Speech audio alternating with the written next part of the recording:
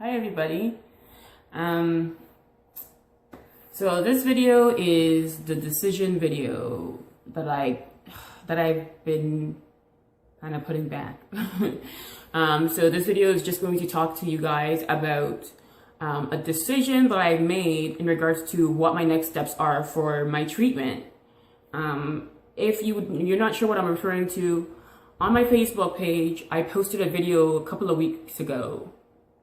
Just almost 2 weeks ago, I think.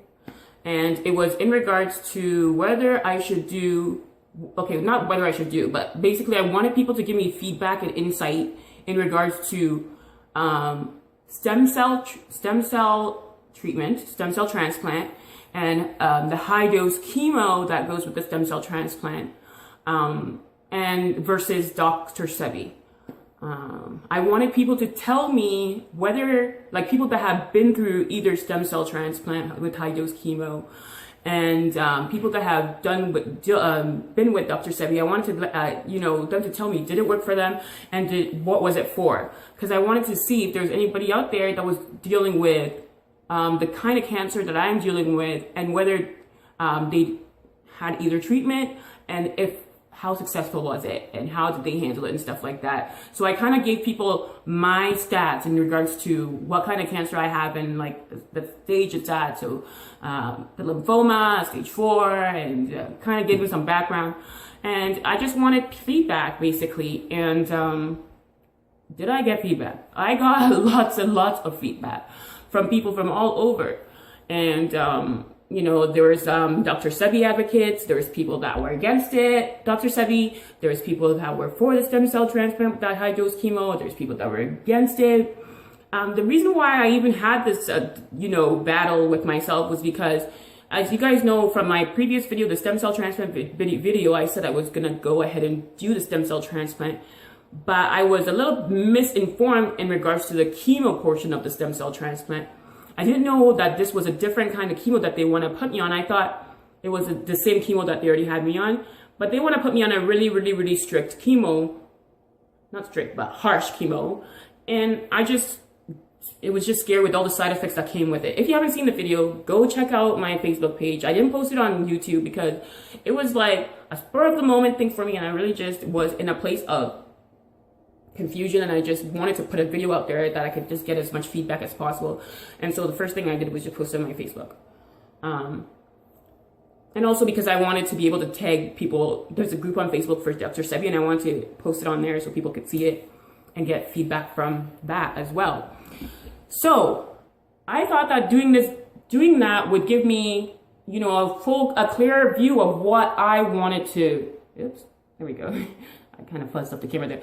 I thought doing that would give me a clearer view of what I should do. I thought I would get clear answers in regards to do Dr. Sebi or don't do Dr. Sebi. Dr. Sebi is successful. Dr. Sebi is not successful. Stem cell transplant, do that. That's, good rates. I just thought, but it wasn't.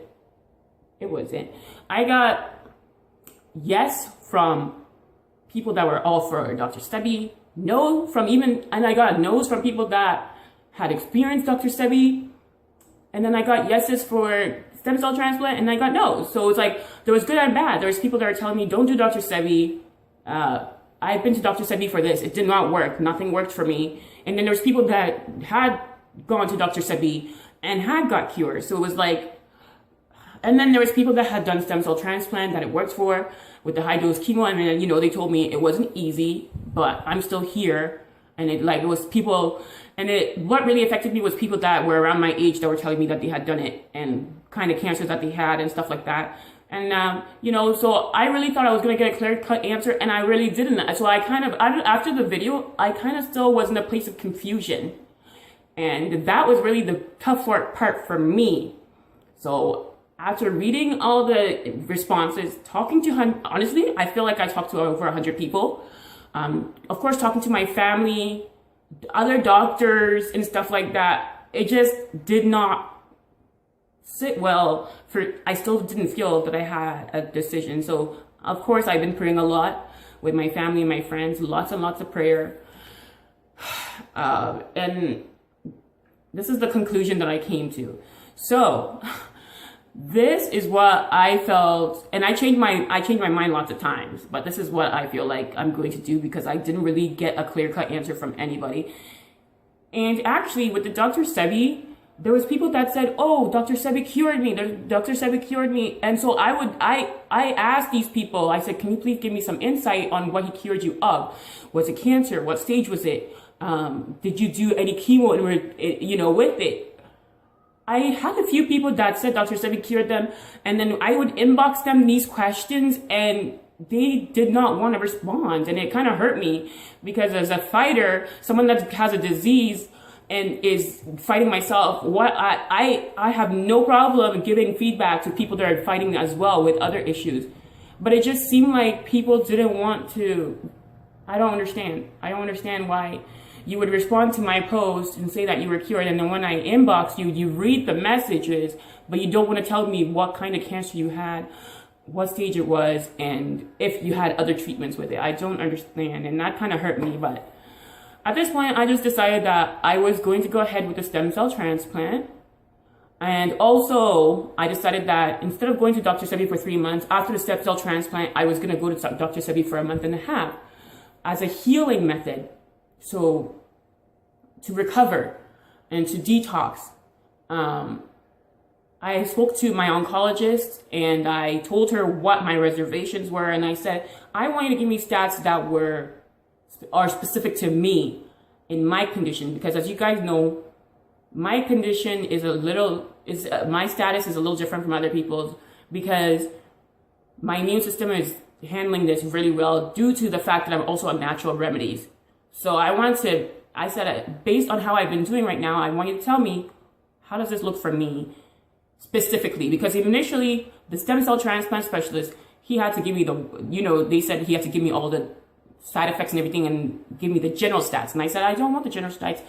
If you guys want to do this, give me stats that are for me. So I actually spoke to her last week.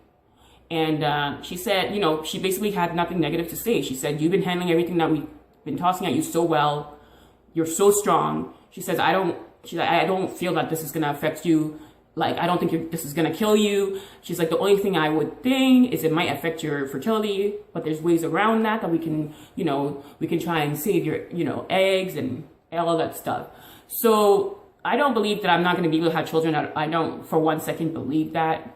And that's another reason I feel like I'm still going to, I will 100% still go to Dr. Sebi after this stem cell transplant.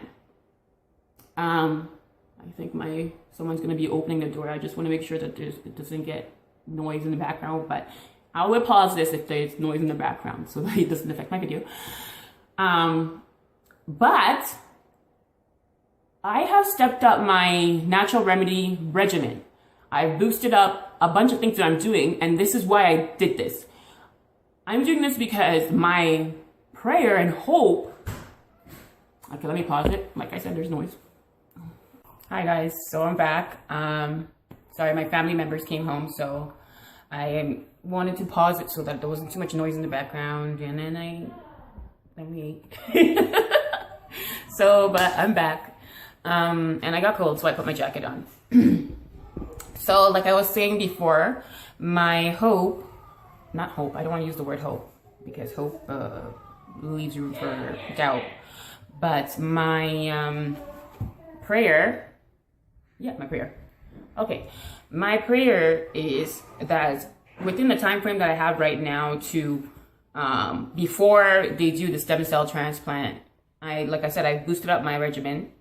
My prayer is that the tumors shrink so much that I don't need a stem cell transplant, that they think, okay, you know what, we don't have to do that.